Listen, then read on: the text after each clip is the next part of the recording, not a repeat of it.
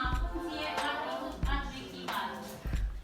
Oricare dintre înunțurile date de colegii voștri le scrieți ca exemplificare. O altă funcție sintactică a adjectivului, Matei, nume predicativ. Un exemplu în care adjectivul este nume predicativ.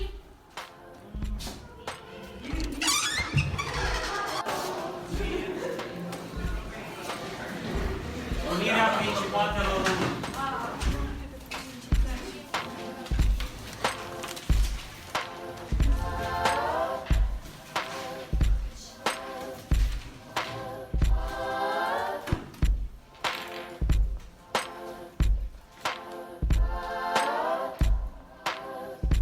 Unirea principatelor români. Bun. Scrieți de la capătul alineat. Între anii 1853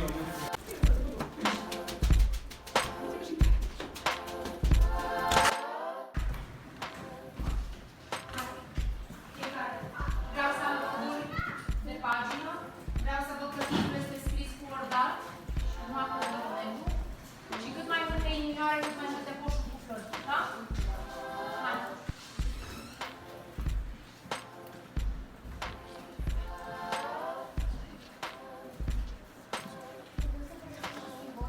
Putem să folosim și simbolul. Da, cum să nu? Dacă tot le-am învățat astăzi, putem să folosim și simbolul.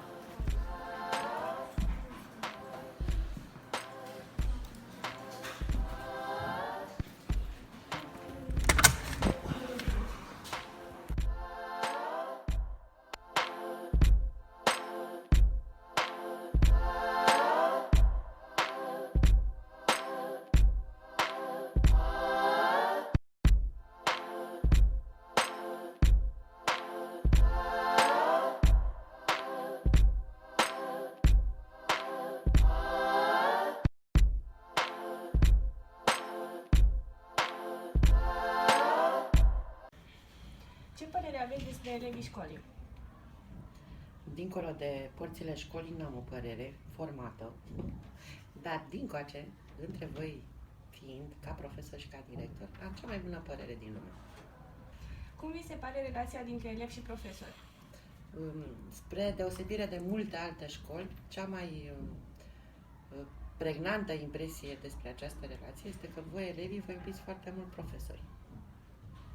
Ce diferențiază școala Mircea Eliade de alte școli? Cred că, în primul rând, atmosfera pe care ați creat-o voi, copiii deosebiți pe care le avem în această școală, a făcut ca noi să fim diferiți față de alte școli. Și, pe de altă parte, străduința noastră de a vă face să vă comportați ca niște elevi și nu ca niște copii scăpați din frâu, ca niște mâini pe câmpiile libere, ca miei care zburdă primăvara, pune o amprentă specială pe copiii din această școală. Eu știu foarte multe păreri despre absolvenții acestei școli din diverse licee pe unde ajungeți și se cunoaște o anumită aliură, un anumit comportament, un anumit fel de a pune problema comun copiilor care termină în această școală. Voi poate nu vă dați seama acum, dar eu vă spun că, în rândul colegilor mei profesori de prin alte școli și licee, există o anumită părere despre copii din această școală și cea mai important este că învățați odată cu noi să vă cereți drepturile, să fiți respectați și sunteți mult mai respectuoși decât alții. Cu toții știm despre concursul original 22 Mates. Cum v-a venit ideea să reinventați? Cred că prima idee a venit de la faptul că toate clasele de aici, când se puteau, erau încadrate cu forma de intensiv, limba engleză, adică un anumit nivel destul de înalt la limba engleză al elevilor trebuia confirmat și în altă zonă. Și faptul că matematica este o altă limbă internațională alături de engleză, am crezut eu că este potrivit pentru școala noastră să ne reprezinte și în afară de asta faptul că ME sunt și inițialele lui Mircea Eliade și inițialele pentru matematică engleză. Care au fost cele mai mari realizări ale școlii? Depinde de punctul de vedere, că realizare înseamnă ceva concret palpabil, ori pentru noi în învățământ a fi realizat, o școală este realizată atunci când absolvenții se întorc drag aici sau, așa cum vedeți, poate și în rândul părinților voștri, își trimit copii în continuare la această școală. E o rădăcină bună din care au răsărit mulți oameni de caracter, educați, rafinați, care marchează societatea în care trăim. Cum vedeți școala în viitor?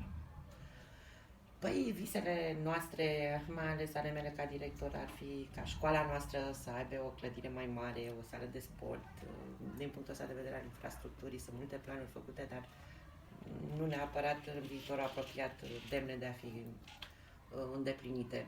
Ca școală, ca sistem, probabil că vom fi întotdeauna printre cele mai bune școli din țară, nu numai din Dolj, și din țară, da? Asta cred că se va putea respecta și datorită vouă, dacă în continuare o să vă străduiți să nu ne faceți de râs și să impuneți un nivel foarte înalt. Mulțumim! Cum ți s-a părut trecerea de la învățători la profesori? Păi mă simțeam mult mai apropiată de învățătoare față de profesori, dar cred că în viitor voi construi o relație la fel de strânsă și cu dumnealor. Ce îți place cel mai mult la școală? Îmi place că este un mediu foarte plăcut, profesorii sunt foarte drăguți și pot să vorbesc cu colegii în timpul pauzei. Cum îți caracterizezi școala? Școala 22 reprezintă cea mai importantă filă a existenței mele. Îi datorez toate realizările mele, precum și persoana care am devenit. Pentru mine, școala 22 este ca o a doua casă, plină de copii primitori și profesori care ne sunt ca niște părinți și ne îndrumă spre bine. Cum vrei să o transformi într-un mediu mai plăcut? Școala mea este minunată așa cum este, chiar dacă există anumite mici defecte care se pot îndrepta, le referitoare la infrastructură sau spațiu, dar sunt optimist că în timp se vor corija și aceste mici deficiențe. Mi se pare deja un mediu foarte plăcut și nu cred că aș vrea să spun ceva la el. Ce părere ai despre profesori? Profesorii acestei școli sunt persoane minunate și probabil motivul principal pentru care vin aici cu atâta drag și dorință de a învăța. Sunt persoane călduroase, iubitoare și mă fac să simt că pot apela mereu la ajutorul dumnealor.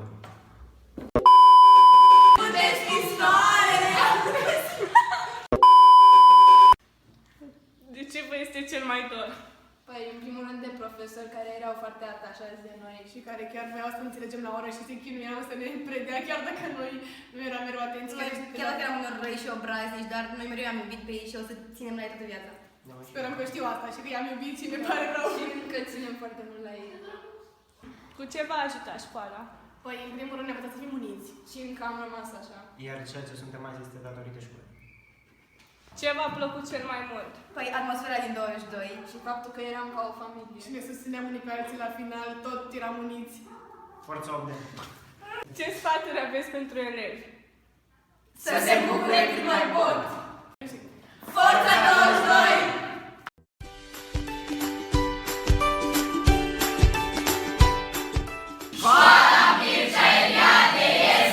Foarte tare, frate!